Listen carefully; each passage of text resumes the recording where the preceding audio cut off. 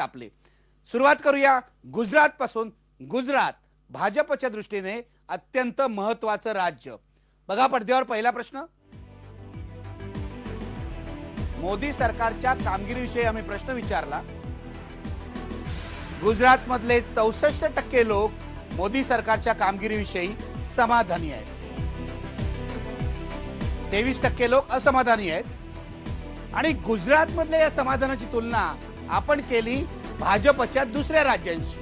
बघा जरा, आताच आपण पाहिलं गुजरात मधले 64% लोक समाधानी आहेत, पण मध्य प्रदेशात 82% लोक भाजपच्या सरकारवर समाधानी आहेत. छत्तीसगड मध्ये 75% लोक समाधानी आहेत. याचा अर्थ काय होतो हे मी आपल्या पाहुण्यांना विचारणार आहे. भाजपने मोदींचं नाव पंतप्रधान पदासाठी जाहीर करावं का, हा प्रश्न आपण विचारला. बघा पडद्यावर. ऑल इंडिया सर्वे मध्ये जे उत्तर आलंय तिथे 41% लोक असं म्हणतायत, होय भाजपने मोदींचं नाव जाहीर करावं. गुजरात मध्ये 49% लोकांनी मोदींना पाठिंबा दिलाय. मोदी पंतप्रधान झाले तर गुजरातचं मुख्यमंत्री कुणी व्हावं असाही प्रश्न आपण विचारला. बघा नावं काय आली आहेत. संपूर्ण गुजरातमध्ये अमित शहाना 9% मतं मिळाली आहेत. भाजप समर्थकांमध्ये 9% मतं अमित शहाना आहेत.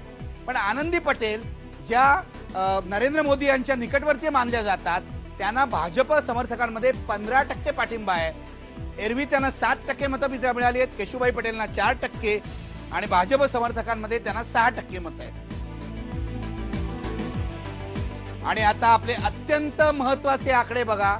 आज निवडणुका झाल्या तर गुजरात कुणाला कौल देईल पडद्यावर बघा. मतांची टक्केवारी तुम्हाला आधी दाखवणार आहे. आज निवडणुका झाल्या तर भाजपला गुजरातमध्ये 56% मतं पडतील. गेल्या लोकसभा निवडणुकीला 47% पडली होती. याचा अर्थ 9%ची अधिक भर त्यांना मिळणार आहे. 9%चा गेन आहे. काँग्रेसची जी मतं आहेत ती गेल्या लोकसभा निवडणुकीत 43% होतील, ती नेमकी 9%नी घटतील आणि 34%वर येतील. आणि आता आणखी एक महत्वाचा आकडा, कुणाला किती जागा बघा पडद्यावर. बघा, भारतीय जनता पक्षाला 2009च्या निवडणुकीत 15 जागा मिळाल्या होत्या. त्या मतांच्या टक्केवारीनुसार वाढून 20 ते 24 होतील. काँग्रेसला 11 जागा मिळाल्या होत्या, त्या घटतील आणि 2 ते 6 होतील. मी सुरुवात करणार आहे या चर्चेची आणि सुरुवात अर्थातच करणार आहे भाई जगताप यांच्यापासून. भाई जगताप हे काँग्रेसचे प्रवक्ते आहेत आणि महाराष्ट्राबरोबर इतर राज्यांकडेही त्यांचं लक्ष असतं. पक्षासाठी ते काम करतात वेगवेगळ्या राज्यांमध्ये. भाई, काँग्रेसला मोठा धक्का बसेल असं दिसतंय या निवडणुकीमध्ये. गुजरातमध्ये जागा कमी होतील, काय अर्थ लावता तुम्ही? नाही, मुळात असं आहे की मी गुजरातमध्ये 2 निवडणुका मी स्वतः होतो. गुजरातमध्ये त्या सगळ्या याच्यामध्ये गेल्या निवडणुकीला मला जाता आलं नाही कारण मी दुसऱ्या राज्यामध्ये होतो. परंतु धक्का वगैरे असं काय असण्याचं कारण नाही. माझं उलट म्हणणं आहे, म्हणजे तुमच्या ह्या सर्व सर्वेक्षण जे आहे त्याला जे काही सायंटिफिक आपण निकष लावलेले आहेत त्याचा पूर्ण आदर करून फक्त आपला एका गोष्टीकडे लक्ष मला वेधायचं आहे. 1-1.5 महिन्यापूर्वी जो नेल्सन आणि याचा एबीपी माझा त्यांचा सर्वे झाला होता, तो सर्वे आणि या सर्वेमध्ये तफावत आहे. मला फक्त आपल्या निदर्शनास आणून द्यायचं आहे. दुसरं महत्त्वाचं, आपणच आपल्या ह्याच्यामध्ये सांगितलंय की या सर्व सर्वेचा जो व्याप्ती आहे ती 267 मतदारसंघ असं आपणच म्हणालेलं आहात. याचा अर्थ 50%पेक्षा कमी मतदारसंघाचा हा सर्वे आहे. त्याच्यामध्ये गुजरात आहे. संपूर्ण आपण जेव्हा देशाच्या राजकारणाचं म्हणतो, जेव्हा केंद्र सरकारचं म्हणतो, त्यावेळेला त्या ठिकाणी सगळ्या राज्यांचा त्याच्यामध्ये समावेश होतो. मग छोटी छोटी राज्य, एक जरी गोव्यातला एक जरी खासदार असेल, पॉंडिचेरीचा समजा एक किंवा दुसरा खासदार असेल तरी ते इट मेक्स अ डिफरन्स. आणि म्हणून त्याच्या सत्यतेबद्दल मी फारसं वक्तव्य यासाठी करणार नाही की अनेक सर्वे आपण या मागे सुद्धा भूतकाळामध्ये जे पाहिलेले आहेत, अगदीच म्हणायचं तर गेल्या लोकसभेच्या वेळेला जेवढे सर्वे आले होते ते सगळे सपसेल अगदी तोंड घशी पडलेलं चित्र तुम्हाला आणि आम्हाला माहिती आहे. आणि म्हणून गुजरातमध्ये काहीतरी धक्का वगैरे असं मला अजिबात वाटत नाही. उलट या वेळेला मी फक्त निखिलजी आपल्या माहिती करता सांगतो, आपल्याला माहिती आहे ते लक्ष वेधवतो, कारण आपण ज्या आधारावर बोलत आहात की 9% याला या सर्वेमध्ये आपल्याला असं दिसून आलेलं आहे किंवा जाणवते आपल्याला की 9% याचं वाढेल, त्यांचं जे पर्सेंटेज वोट पर्सेंटेज आहे ते वाढेल, पर्यायाने 9% कमी होईल असं जे आपलं म्हणणं आहे. मी फक्त आपलं लक्ष गेल्या याच्या निवडणुकामध्ये विधानसभेच्या निवडणुकीमध्ये वेधू इच्छितो, ज्याच्यामध्ये काँग्रेसचं हे जे आहे पर्सेंटेज वोटिंग आहे हे अर्ध्या टक्क्याने घटलंय, पण आमच्या सीट वाढल्या. याचं जर आपण पाहिलं तर बीजेपीचं त्यांचं सुद्धा 1% मत हे घटलंय त्यांचं, आणि त्यांच्या सीट सुद्धा कमी झाल्या. आणि म्हणून सरळ सरळ हे अंकगणित नाही असं मला मुद्दाम सांगावंसं वाटेल. मला यावेळेला आपल्याला मुद्दाम सांगावंसं वाटेल की मागच्या याच्या विधानसभेच्या निवडणुकीमध्ये काँग्रेसच्या जागा वाढल्यात. त्या सगळ्या जागा ज्या आहेत त्या जागांवर नक्कीच तिथले जे आमचे कॅन्डिडेट आहेत ते यशस्वी होतील असा आमचा सगळ्यांचा विश्वास आहे. उलट या आम्हाला मिळालेल्या 61 जागा त्याच्या व्यतिरिक्त जवळजवळ 12 अशा जागा आहेत गुजरातीमध्ये की त्या नॅरो एस्केप ज्याला म्हणतो आपण, 1000 ते 3000च्या मध्ये त्या सगळ्या जागा आमच्या त्या गेलेल्या आहेत. काही जागा तर 500 मताने सुद्धा गेलेल्या आहेत. मी फक्त त्याचा अर्थ असा लावतोय की त्या ठिकाणी काँग्रेसचं अस्तित्व आहे, तिथे आमचे कार्यकर्ते आहेत, तिथला आमचा जे नेतृत्व लढलेलं आहे ते या बाबतीमध्ये नक्कीच त्या ठिकाणी आपलं तुमचं असं म्हणणं आहे, एवढी वाईट परिस्थिती काँग्रेसची असणार नाही. मी तुमच्या मताचा आदर करतो. एवढी नव्हे, वाईट परिस्थिती असणार नाही असा माझा विश्वास आहे. ठीक आहे, वाईट परिस्थिती असणार नाही, मी तुमच्या मताचा आदर करतो. पण पुन्हा आपल्या प्रेक्षकांना मला सांगायचं आहे की हा सर्वे अत्यंत शास्त्रीय पद्धतीने केलेला आहे. देशातल्या ज्यांना प्रतिष्ठा प्राप्त असे सोशल सायंटिस्ट म्हणतात त्यांनी केलेला आहे. CSDC संस्था अत्यंत प्रतिष्ठा प्राप्त आहे. आणि मी भाईंना एक आठवण करून देऊ इच्छितो की भाई म्हणतात सर्वे चुकतात. आत्ताच नुकताच आमचा जो कर्नाटकचा सर्वे होता तो तंतोतंत बरा आलाय आणि काँग्रेसला बहुमत मिळालेलं आहे. निखिलजी एक म्हणजे गैरसमज नको म्हणून ज्या लोकांनी हा सर्वे केलाय त्यांच्याबद्दल प्रचंड आदर आहे. ह्या देशातल्या राजकीय घडामोडीचे ते खऱ्या अर्थाने ते तज्ज्ञ आहेत. अजिबात माझं मत त्यांच्याबद्दल हे नाही. माझं मत अतिशय चांगलं आहे, कारण काही दिशानिर्देशक काही त्यांची वक्तव्य सुद्धा खूप कामाला येतात सगळ्यांनाच, आणि म्हणून त्यांच्याबद्दल प्रचंड आदर आहे. मी एकंदरीत सर्वेचा निखिलजी आपल्याला आठवत असेल कर्नाटकाच्या निवडणुकीच्या वेळेला मी इथे स्वतः होतो.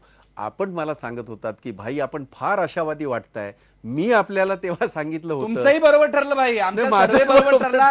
आणि तुमचा एकट्याचा सर्वे तुमचा एकट्याचा सर्वे बरोबर ठरला, बाकीचे मात्र आम्हाला फार त्यावेळेला हो. पण पत्रकार म्हणून मला आमचा सर्वे जो होता तो काँग्रेसला जास्त जागा देतोय असं वाटत होतं. कुमार केतकरही तसं म्हणत होते, पण तो तंतोतंत बरोबर ठरला.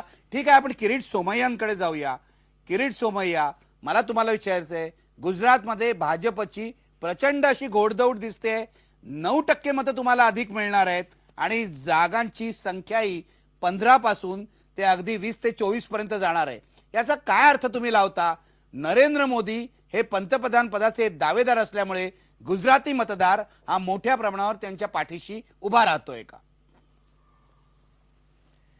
नरेंद्र मोदीचं नेतृत्व म्हणून नरेंद्र मोदी मुख्यमंत्री गुजरातचे निवडणूक लढले, आणि आपण पाहिलं की विधानसभेत पण असाच पद्धतीने लोकांनी भाजप आणि नरेंद्र मोदींच्या प्रति सद्भावना व्यक्त केल्या.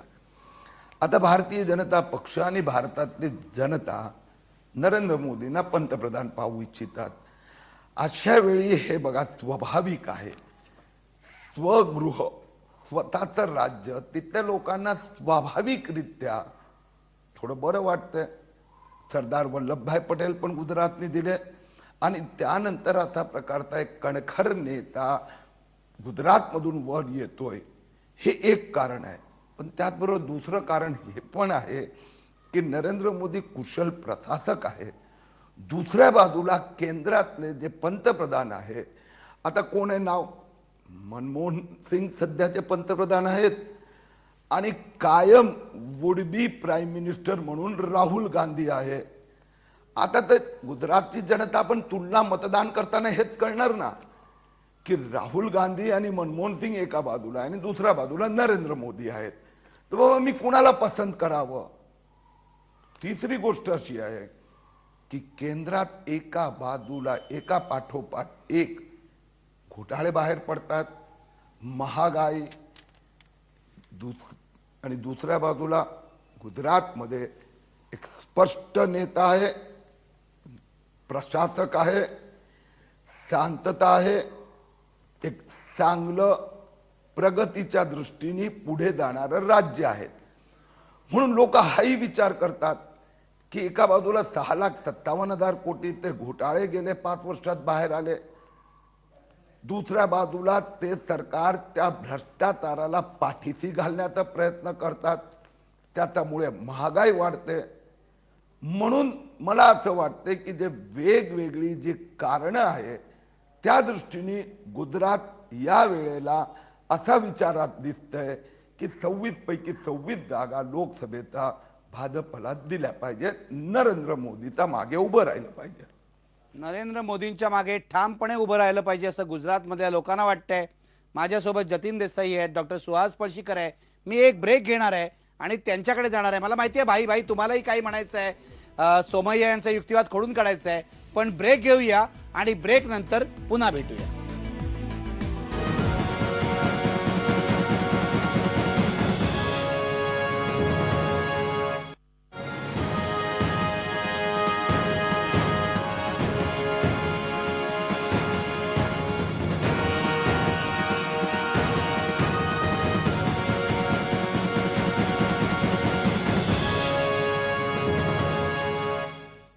आपल्या या राष्ट्रव्यापी सर्व्हेमध्ये तुमचं पुन्हा एकदा स्वागत. तुम्हाला आठवण देऊ इच्छितो, पहिल्या दिवशीच मी सांगितलं होतं हा आपला पहिला सर्व्हे आहे. पुढच्या 10 महिन्यामध्ये असे आणखी काही सर्व्हे आपण करणार आहोत आणि हा सगळा मागोवा म्हणजे आम्ही ज्याला इलेक्शन ट्रॅकर म्हणतो तो करणार आहोत आणि लोकांना दाखवणार आहोत कशा प्रकारे परिस्थिती बदलते किंवा विकसित होते. पण मी आता जाणार आहे भाई जगताप यांच्याकडे. त्यांना किरीट सोमय्यांना उत्तर द्यायचं होतं आणि नंतर जतीन देसाईंकडे येणार आहे. भाई थोडक्यात उत्तर द्या. नाही, अगदी थोडक्यात किरीट सोमय्यांचं जे म्हणणं होतं की याच्या बाबतीमध्ये सुशासन किंवा तो काय शब्द वापरतात तो, मग त्याच्यापेक्षा आपल्या सर्वेप्रमाणे मध्य प्रदेशचा नंबर वरचा लागतो, त्याच्यापेक्षा छत्तीसगड जो आहे त्याचा खरं वरचा लागतो.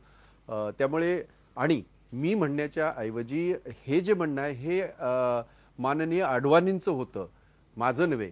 आडवाणींनी स्वतः म्हटलं होतं की मध्य प्रदेशचे मुख्यमंत्री यांचा जो फॉर्म्युला आहे तो याच्यापेक्षा चांगला आहे असं तेच म्हणाले होते. भ्रष्टाचाराच्या बाबतीमध्ये जेव्हा किरीट सोमय्या जेव्हा असं म्हणतात आहेत त्यावेळेला मला फक्त एकच गोष्ट इथे त्यांच्या निदर्शनास आणून द्यायची आहे आणि देशाच्या आणि राज्याच्या सर्व जनतेच्या, की आपल्या सर्वेमध्ये निखिलजी माझी माहिती अशी आहे, जो पुढे येईल सुद्धा कदाचित, की भ्रष्टाचाराच्या बाबतीमध्ये गुजरातचा 66% हे भ्रष्टाचारी हे आहे अशा प्रकारचा आकडा हा जाहीररित्या आपल्या सर्वेमध्ये आलेला आहे. त्या व्यतिरिक्त याच्यामध्ये गुजरातमध्ये ह्या जे सुशासन मोदींचं आहे त्याच्यामध्ये कॅगने ओढलेले ताशेरे 16,000 कोटीचा झालेला भ्रष्टाचार, ह्या सगळ्या गोष्टी काही मी म्हणत नाहीत, ह्या आकडेवारी तिथलीच आहे. आणि म्हणून असं काही समजण्याचं कारण नाही. एक गोष्ट मात्र किरीटजीने केली जे नेहमी करतात ते म्हणजे त्यांचा तो बाणा आहे की त्यांनी आज नरेंद्र मोदींना देशाचे पंतप्रधानाचे कॅन्डिडेट आहेत असं त्यांनी जाहीररित्या सांगितलेलं आहे. बरं आहे, आता उद्धव ठाकरे काय 2 वर्षापासून सांगतायत भाई. माझ्या कार्यक्रमात त्यांनी पहिल्यांदा गेल्या निवडणुकीला सांगितलं होतं. होय होय होय किरीट सोमय्या यांनी पक्षाच्या आधीच हे जाहीर केलेलं आहे. होय होय मी पण होतो त्या कार्यक्रमामध्ये. त्यामुळे आज काय झालंय की या पार्श्वभूमीवर जिथे एनडीए फुटले आणि उद्धव ठाकरेने आता मी त्या कार्यक्रमाला होतो म्हणून सांगतोय की उद्धव ठाकरेने जेव्हा हा प्रश्न विचारला गेला की नरेंद्र मोदी हे पंतप्रधानांचे पदाचे हे असतील, दावेदार असतील किंवा ते जर कॅन्डिडेट असतील तर तुमचं काय म्हणणं, तेव्हा उद्धव ठाकरे स्वतः असं म्हणाले होते त्यावेळेला आम्ही विचार करू वगैरे वगैरे. ते फक्त त्याची उजळणी केली, बाकी काय. ठीक आहे किरीट, तुम्हाला उत्तर द्यायचं असेल तर मी येतो तुमच्याकडे. पण मला असं वाटतं तुमचा मुद्दा जाहीर आहे आणि तुम्ही अनेकदा खुलेपणाने मांडलाय की नरेंद्र मोदी हेच पंतप्रधान पदाचे उमेदवार असतील. त्यामुळे मोदींच्या पहिल्या समर्थकात ओरिजिनल ज्यांना सपोर्टर्स म्हणतात त्याच्यामध्ये मी तुमची गणना करतो, पण त्याच्यावर आपण नंतर बोलूया. जतीन देसाई, तुम्हाला गुजरात माहिती आहे, गुजरातचा तुमचा चांगला अभ्यास आहे. ही जी मोदींची लोकप्रियता आहे, म्हणजे भाजपची मतं 9% वाढतायत, जागा सुद्धा 20 ते 24 पर्यंत जातील असं दिसतंय. काय तुमचं म्हणणं आहे, काय विश्लेषण आहे? नाही, मला असं वाटतं की हे जे काही सर्वेक्षण जे आहे, या सर्वेक्षणातनं जे काही निष्कर्ष आपण काढले आहेत त्या निष्कर्षाची मी संपूर्णपणे सहमत आहे. मला असं वाटतं की हा जो काही सर्वे आहे आणि एकूण सेफोलॉजी नावाचा जो काही प्रकार आहे त्याला एक शास्त्रीय आधार आहे. आणि मी भाईशी या दृष्टीनं असहमत आहे की मागच्या लोकसभेच्या निवडणुकीचं देखील जर आपण पाहणी केली तर जे काही सर्वेक्षण येत होते, ओपिनियन पोल किंवा त्यानंतर जे काही एक्झिट पोल देखील जे आलेले, त्यात कुठेतरी बऱ्याच प्रमाणात ते तंतोतंत खरे होते. म्हणजे जेव्हा कधी एखादं सर्वेक्षण येतो त्यात ±5% जे असतं ते प्लस मायनस असतं, हे आपण लक्षात घेतलं पाहिजे. ते एक्झॅक्ट नसतं अशा स्वरूपानं. आणि गुजरातच्या संदर्भात जर आपण बोलायचं झालं तर मला असं वाटतं की कारण त्यावेळेला एनडीएला 200 जागा मिळतील असं सर्वे सगळे सांगत होते, उलट झालं, एवढंच सांगतोय. गुजरातच्या संदर्भात म्हणायचं झालं तर मागच्या लोकसभेच्या निवडणुकीत गुजरातमध्ये भारतीय जनता पक्षाला 15 जागा मिळालेल्या आणि काँग्रेसला 11 जागा मिळालेल्या. म्हणजे खरं त्या काळात देखील अनेक लोकांना आश्चर्य वाटलेलं की काँग्रेसला 11 जागा कशा स्वरूपानं मिळाल्या. मला असं वाटतं की त्यानंतर ज्या काही गेल्या वर्षी ज्या काही विधानसभेच्या निवडणुका झाल्या, त्या विधानसभेच्या निवडणुकीत गुजरातमध्ये एकूण 182 बैठका आहेत आणि त्या 182 पैकी 115 जागेवर भारतीय जनता पक्षाला यश मिळालं. आणि त्यानंतर ज्या काही बाय इलेक्शन झाल्या, म्हणजे आज अशी स्थिती आहे की 182 पैकी 121 जागा जी आहे ती भारतीय जनता पक्षाकडे आहे. म्हणजे गुजरात विधानसभेत 2/3 ज्याला म्हणतो अशा स्वरूपानं सीट आज भारतीय जनता पक्षात आहे. आणि त्यानंतर ज्या स्वरूपानं नरेंद्र मोदीला पंतप्रधान म्हणून ज्या स्वरूपानं प्रोजेक्शन करण्यात येतं आहे, आणि कुठेतरी मला असं वाटतं की गुजराती समाजाला, गुजराती कम्युनिटीला कुठेतरी असं वाटतं की आपरो माणस, हे जे आहे ना, मी म्हणतो की आपरो माणस, गुजरात गौरव, गुजरात प्राईड, आपरो माणस अत्यंत महत्त्वाचा आहे. आणि मला असं वाटतं की सगळेजण, म्हणजे एखादा जर अशा स्वरूपाचं महाराष्ट्राचं जर कोणी कॅन्डिडेट असेल तर निश्चितच मोठ्या प्रमाणात महाराष्ट्रीय जनता जी आहे त्याच्या मागे उभे राहणार. आणि त्या स्वरूपानं आज गुजरातमध्ये जे काही दिसतंय की आपरो माणस वडाप्रधान थवानी शक्यताची आहे. म्हणजे ही जी काही पॉसिबिलिटी जी आहे त्या पॉसिबिलिटीला रियालिटीमध्ये आपल्याला जर बदलायचं असेल तर जास्तीत जास्त सीट त्या माणसाला किंवा त्या माणसाच्या पक्षाला निवडून दिलं पाहिजे असं गुजराती समाजाला आज कुठेतरी वाटतंय. मला असं वाटतं की एक महत्त्वाची जी काही गोष्ट आहे की कुठेतरी गुजराती समाज काय विचार करतोय, गुजराती कम्युनिटी काय विचार करतोय, हे आपण समजून घेतलं पाहिजे. की गेल्या काही वर्षात, म्हणजे माधवसिंग सोलंकी नंतर गुजराती कम्युनिटीचा असा एकही नेता नाही की ज्याला राष्ट्रीय स्तरावर काही महत्त्व मिळालं आहे. म्हणजे त्या व्यक्तीच्या शब्दाला राष्ट्रीय राजकारणात काही महत्त्व आहे अशा स्वरूपानं कोणी राहिलेलं आपल्याला दिसत नाही. आणि हे जे काही व्हॅक्यूम आहे ते गुजराती समाजाला असं वाटतं की हे व्हॅक्यूम नरेंद्र मोदी भरू शकतात. आणि म्हणून मला असं वाटतं की 20 ते आपण जे काही म्हटलं की 24 आणि त्यात 9% जी काही वाढ आहे ते मला असं वाटतं की अत्यंत योग्य आहे. आणि मला असं वाटतं की गुजरात आज नरेंद्र मोदीच्या सोबत उभे राहणार, त्याच्या मागे उभे राहणार. अगदी. आपण मी पुन्हा एक ब्रेक घेणार आहे आणि ब्रेक नंतर आपले IBN लोकमतचे जे विश्लेषक आहेत डॉक्टर सुहास पळशीकर यांच्याकडे जाणार आहे. त्यांच्याच नेतृत्वाखाली हा सर्वे झालेला आहे, हे विसरू नका. ब्रेक घेऊया आणि पळशीकरांकडे जाऊया.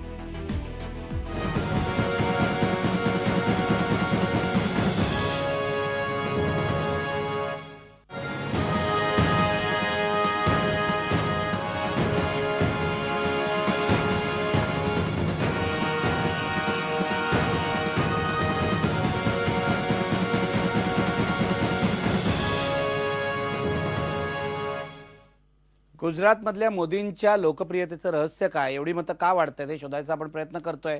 माझ्यासोबत आता डॉक्टर सुहास पळशीकर आहे. डॉक्टर पळशीकर, आपण परवा पूर्व भारत बघितला, काल दक्षिण भारत बघितला, आज गुजरात हे पहिलं राज्य आहे जिथे भाजपला घवघवीत यश मिळणार आहे. मला तुम्हाला विचारायचं आहे, एवढी मतं भाजपची वाढतायत, जागा वाढतायत, याचा अर्थ काय लावायचा? आत्ता जतीन देसाई म्हणाले त्याप्रमाणे गुजराती माणसाला आपला माणूस पंतप्रधान होणार असं वाटतंय म्हणून हे सगळं वाढतंय का, जागा आणि टक्केवारी वाढतेय का?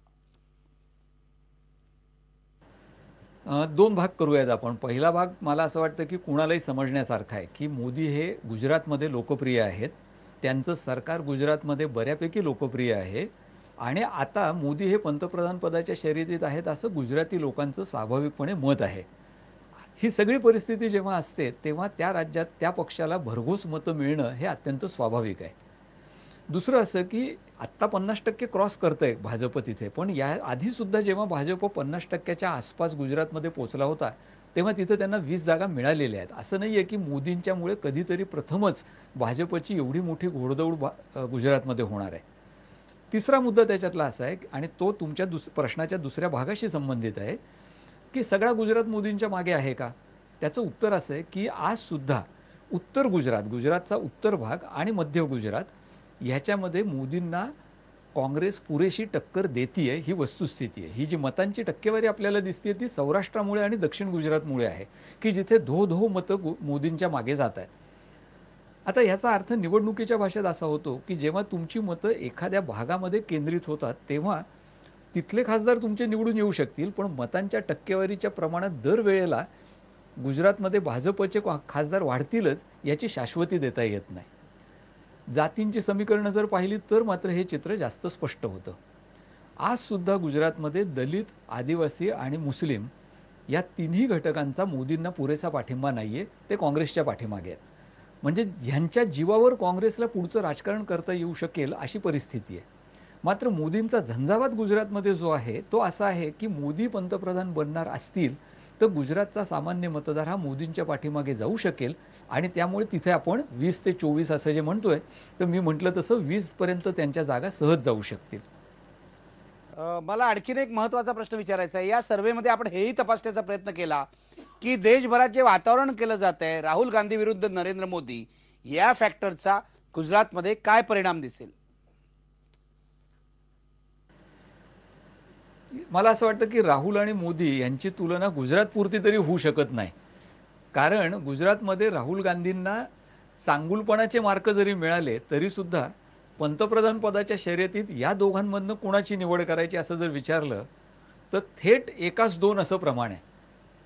म्हणजे एक गुजराती व्यक्ती जर असं म्हणाले की राहुल गांधी पाहिजेत तर 2 म्हणतात की मोदीच पाहिजेत. 26 आणि 52 इतका मोठा फरक आहे आणि तो समजू शकतो आपण. पण हे लक्षात ठेवलं पाहिजे की महाराष्ट्रामध्ये कुठल्याही टप्प्यावर महाराष्ट्रातले नेते शरद पवारांसारखे जे आहेत त्यांना ह्या प्रमाणावर मोठा पाठिंबा मिळाला नव्हता. तो मिळवण्यामध्ये मोदी यशस्वी झालेले आहेत आणि ते मोदींच्या गुजरातमधल्या नेतृत्वाचं वैशिष्ट्य आहे.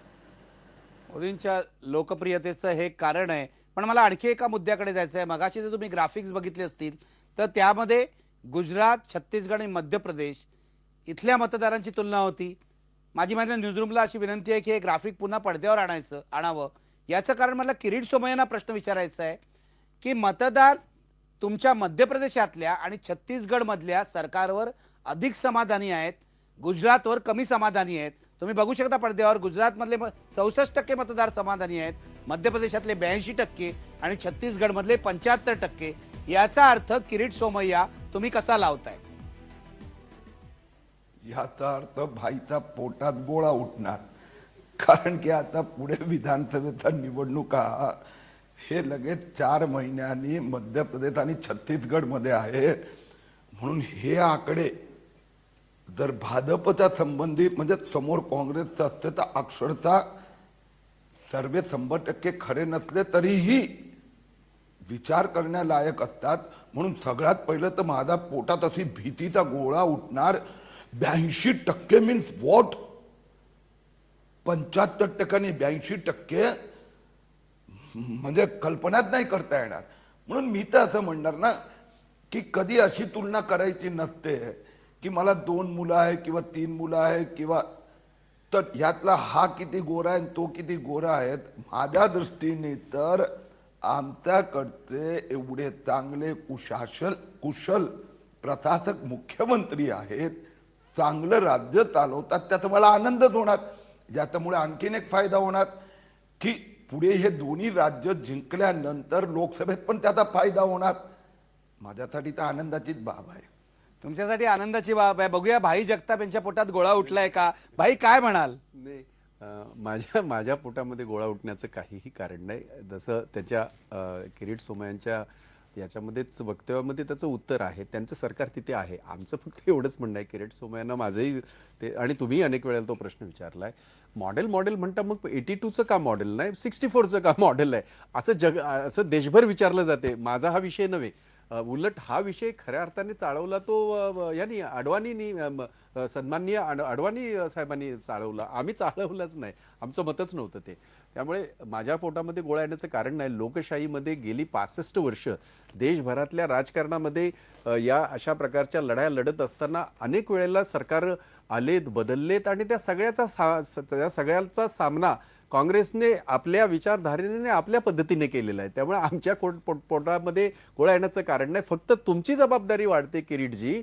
82% सुशासन असताना उद्या तुम्हाला तिकडचे जे मध्य प्रदेशचे जे हे आहेत आकडे, हे जर बदलले, आणि जे बदलण्याची शक्यता आहे, तर मात्र पोटात गोळा कुणाच्या येईल हे मी सांगण्याची आवश्यकता नाही. मध्य प्रदेशचे आकडे बदलणार आहेत की नाही हे आपण उद्या पाहणार आहोत, कारण उद्या आपण उत्तर भारताकडे जाणार आहोत. पण त्याआधी मला जतीन देसाईंना एक प्रश्न विचारायचा आहे, आणि मग गुजरातची चर्चा जी आहे ती थांबवायची आणि महाराष्ट्राकडे वळायचं आहे. जतीन देसाई, या सर्व्हेमधून तुम्ही बघितलं तर एक ग्राफिक होतं की नरेंद्र मोदींचा वारसदार कोण आहे. याच्यामध्ये अमित शहाना 9% मतं मिळाली, आणि आनंदी पटेल यांना भाजपच्या समर्थकांमध्ये जवळजवळ 15% मतं मिळाली. याचा अर्थ काय तुम्ही लावता? एक तर अमित शहा आणि आनंदी पटेल यांना 9 आणि 15%, म्हणजे 20%च्या आतली मतं आहेत. म्हणजे नरेंद्र मोदी आणि त्यांचे जे सहकारी आहेत त्यांच्यातली गॅप मोठी आहे का? आणि नरेंद्र मोदींचा वारसदार शोधताना भाजपला मोठी अडचण येईल का? नाही, एकतर नरेंद्र मोदीचा वारस शोधताना भाजपला कुठल्याही प्रकारची अडचण येणार नाही, कारण गुजरातमध्ये नरेंद्र मोदी जे सांगणार तेच होणार. म्हणजे त्या ठिकाणी गुजरातमध्ये खरं सांगायचं तर भारतीय जनता पक्ष त्या अर्थानं नाही आहे. तिकडे जे काय ते नरेंद्र मोदी आहे, आणि नरेंद्र मोदीचे जे काही शब्द आहे ते तिकडे कोणीही टाळू शकत नाही, ही वस्तुस्थिती आहे. आता अमित शहाला सोबत 9% आणि आनंदीबेन 15%. त्याला अशा स्वरूपानं कारण आहे की भारतीय जनता पक्षातले कार्यकर्त्यांना, गुजरातचे जे काही कार्यकर्ते आहेत त्या सगळ्यांना माहिती आहे की आनंदीबेन जे आहेत ते आनंदीबेन नरेंद्र मोदीच्या खूप निकटवर्ती आहेत. आणि भारतीय जनता पक्षाच्या कार्यकर्त्यांना हे देखील माहिती आहे की नरेंद्र मोदींना जर प्रमोट करण्यात आलं, नरेंद्र मोदींना जर पंतप्रधान करण्यात आलं, तर निश्चितच नरेंद्र मोदी आनंदीबेनचंच नाव सजेस्ट करणार, आणि त्या अर्थानं मग प्रॉक्सी अशा स्वरूपानं नरेंद्र मोदी पंतप्रधान आणि मुख्यमंत्रीपद देखील प्रॉक्सी अशा स्वरूपानं नरेंद्र मोदी चालवणार. त्यामुळे मला त्यात अजिबात आश्चर्य वाटत नाही. गुजरातमध्ये आज जे काय आनंदीबेनशिवाय दुसरं कुठलाही पर्याय मला तरी दुसरा वाटत नाही. मला ही चर्चा थांबवायची आहे, पण किरीट सोमय्या, तुम्ही माझ्याच कार्यक्रमात गेल्या निवडणुकीला असं जाहीर केलं होतं की नरेंद्र मोदी हे पुढचे पंतप्रधान होणार आहेत, आणि तुम्ही हेही जाहीर केलं होतं की 2012 नंतर ते राष्ट्रीय राजकारणात येणार आहेत, आणि ते खरं ठरतंय. आता हेही सांगून टाका, जर नरेंद्र मोदी दिल्लीला गेले, पंतप्रधान झाले, तर गुजरातचे मुख्यमंत्री कोण होणार आहेत? मी एक नक्की सांगतो की जर भाजपने ठरवलं, हे पहिले शब्द सोडून द्या, विसरून द्या. भारताच्या जनतेने ठरवलं की नरेंद्र मोदींना पंतप्रधान करायचं, आणि त्यामुळे पुढच्या मे महिन्यात ज्यावेळी नरेंद्र मोदी पंतप्रधान पदाची शपथ घेणार, त्यावेळी निश्चितपणे हा विचार करावा लागणार की गुजरातचा मुख्यमंत्री कोण. आणि भारतीय जनता पक्ष म्हणजे नरेंद्र मोदी देशाचे नेते असतील, पक्षाचे नेते असतील म्हणून ते ठरवणार. पण मला ठाऊक आहे नरेंद्र मोदी पण त्यावेळी हे सांगणार की सगळ्या विधिमंडळाचे गुजरातचे आमदारांची बैठक बोलवा आणि त्यांचं मत घ्या, आणि ते किरीटजी तुम्ही काँग्रेसवाल्यासारखं उत्तर दिलं. किरीटजी, हे काँग्रेसवाल्यासारखं उत्तर आहे. सांगून टाका तुमच्या स्वभावाप्रमाणे कोण मुख्यमंत्री होणार आहे. आश्चर्य मिळेल तुम्हाला, तसं मुख्यमंत्री होईल. मला लक्षात आहे की आमदारांमध्ये कोण लोकप्रिय आहे, कोण कुशल प्रशासक आफ्टर नरेंद्र मोदी आहे, आणि नरेंद्र मोदीचा जे मनात असेल, आमदारांच्या मनात आहे ते नरेंद्र मोदीच्या मनात, आणि ते की नरेंद्र मोदीच्या चांगलं मनात नाव आहे असेल, तेच आमदारांच्या आश्चर्य मनात वाटणार. असतं. हा बरोबर आहे, आमदारांच्या मनात आहे ते नरेंद्र मोदीच्या मनात, आणि नरेंद्र मोदीच्या मनात लोकांच्या मनात आहे ते नरेंद्र मोदीच्या मनात, लोकांच्या मनात आहे की देशाचा पंतप्रधान नरेंद्र मोदी. पण गुजरातचा पहिल्या मुख्यमंत्री आपण कोण होणार हे नरेंद्र उत्तर मोदीला किरीट शपथ सोमय्यांनी दिलेलं नाहीये. आनंदीबेन पटेल की अमित शहा सांगून टाका किरीटजी आहा, की आज मी सांगता तुम्हाला- येणार नाही. एक मिनिट, मी सांगतो तुम्हाला की जे नाव असेल ते तुम्हाला आश्चर्य वाटेल तसं असेल. ठीक आहे, आम्हाला आश्चर्याचा धक्का देणार आहात तुम्ही. बघूया, जर नरेंद्र मोदी पंतप्रधान झाले तर गुजरातचा मुख्यमंत्री कोण होणार हा सुद्धा उत्सुकतेचा विषय आहे. पण आपण गुजरातची चर्चा आज इथे थांबवणार आहोत. गुजरातमध्ये भाजपला भरघोस यश मिळत आहे आणि तुम्ही जर गेल्या 3 दिवसांचा, म्हणजे आजचा 3रा दिवस आहे, गेल्या 2 दिवसांचा सर्व्हे पाहिला असेल तर पूर्व भारतामध्ये भाजप आणि काँग्रेसचा फारसा प्रभाव दिसत नाही. दक्षिण भारतामध्ये, आंध्रमध्ये काँग्रेसचं नुकसान होतंय, कर्नाटकात काँग्रेसचा फायदा होतोय, हे आपण काल बघितलेलं आहे. आणि तामिळनाडूमध्ये AIADMK पुढे आहे. पण आज पश्चिम भारतातलं गुजरात हे पहिलं राज्य आहे जिथे भाजपला भरघोस यश मिळत आहे आणि गुजरातची जनता नरेंद्र मोदींना दिल्लीकडे पाठवण्यासाठी तयार झाली आहे असा त्याचा अर्थ काढायला हरकत नाहीये. एक ब्रेक घेऊया आणि ब्रेक नंतर पुन्हा भेटूया.